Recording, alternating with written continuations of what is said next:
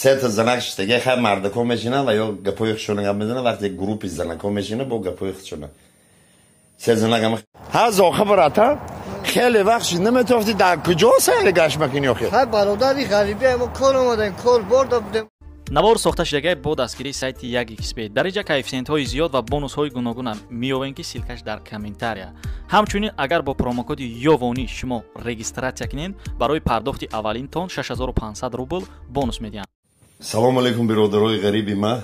мана як ҷуда истироҳат кардем бо як қисса ба хотирам омад мо куҷоеда бошем дар ёди мо ҳастем шумо братанон سه تا زنکش دیگه خیلی مردکو میشینه و یا گپوی خودشون هم میزنه وقتی گروپی زنکو میشینه با گپوی خودشون سه زنک هم خشته صحبت کردن یک بانگیش میگه شوی ما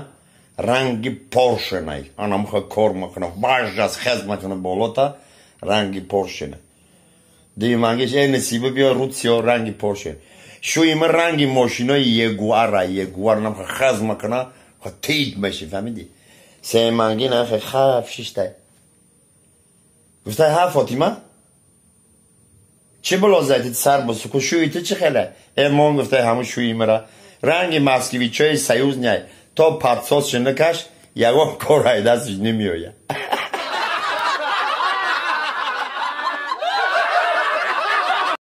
ها زاخه براتا خیلی وقت نمیتونستی در کجا سیر گشت مکنی آخه های برادری غریبی اما کار اومدن کار برده بودیم اخی همه ما غریبی دیم حالا چی کار برکستی در غریبی همین کار یافتو 13000 هر مومنت گوده گوهر باید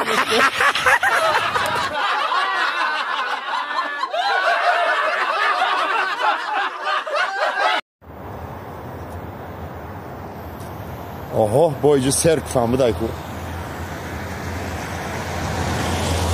ها ایو هم دین دارن آخی با ای براتنی ما همه جای کو